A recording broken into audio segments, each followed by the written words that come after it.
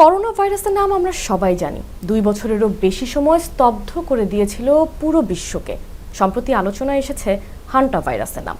আক্রান্ত ব্যক্তি শুরুতে সাধারণ জ্বরের কবলে পড়লেও পরবর্তীতে মৃত্যুর সংখ্যা বেড়ে হয় কয়েক গুণ। হান্টা নামটি এসেছে দক্ষিণ কোরিয়ার হান্টান নদীর নাম থেকে। 1978 সালে সেখানেই প্রথম ভাইরাসটি শনাক্ত হয়, তাই নদীর নামানুসারে নাম করা হয় হান্টা। ভাইরাসটি মূলত একটি জুনোটিক ভাইরাস, যা ইঁদুর বা এই জাতীয় বন্যপ্রাণীর মাধ্যমে মানুষের শরীরে ছড়ায়। ইঁদুরের লালা, বিষ্ঠা, এমনকি ইঁদুরের কামড় বা আঁচড় থেকে ছড়িয়ে থাকে এই ভাইরাস সরাসরি আঘাত হানে ফুসফুস এবং কিডনির উপর। তবে হঠাৎ কেন হান্টা ভাইরাসের এত গুঞ্জন?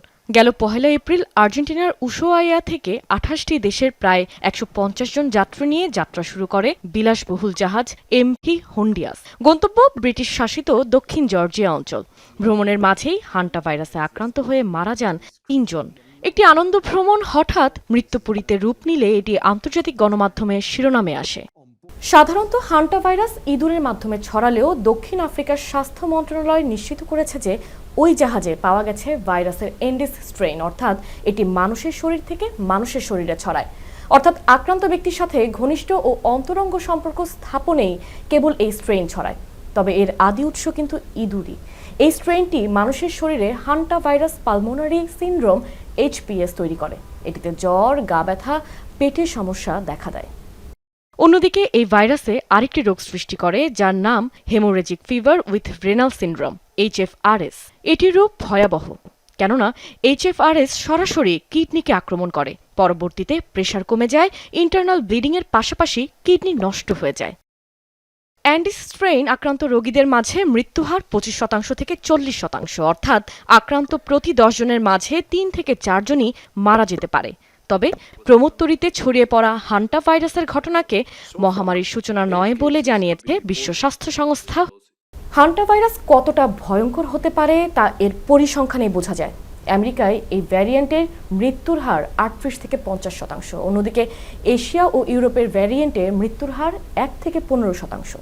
এখন পর্যন্ত বিশ্বজুড়ে প্রতি বছর হান্টায় আক্রান্ত হয় প্রায় 1,50,000 মানুষ, যার বড় অংশই ঘটে চীন সহ এশিয়া ও ইউরোপের দেশগুলোতে।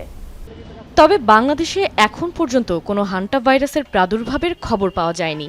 কিন্তু আমাদের দেশে ইঁদুরের উপদ্রব বেশি থাকায় ঝুঁকি উড়িয়ে দেওয়া যায় না। বিশেষ করে গ্রামের কাঁচা ঘর বা গুদাম যেখানে ইঁদুরের আনাগোনা বেশি, সেখানে সাবধানতা জরুরি। হান্টা ভাইরাসের নির্দিষ্ট কোনো অ্যান্টিভাইরাল ড্রাগ নেই। দ্রুত শনাক্তকরণ করে সাপোর্টিভ ট্রিটমেন্টটাই আসলে দেওয়া হয়।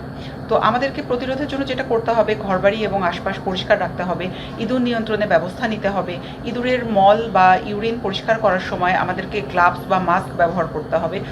বিশেষজ্ঞদের মতে এটি কোভিডের মতো দ্রুত না ছড়ালেও যদি কোনোভাবে জনবসতিপূর্ণ এলাকায় হানা দেয় তাহলে পরিস্থিতি জটিল হতে পারে, কারণ এর লক্ষণগুলো জ্বরের মতো, অর্থাৎ গা গরমের সাথে মাথা ব্যথা, বমি, পেশি ব্যথা করবে, যা শনাক্ত করা কঠিন।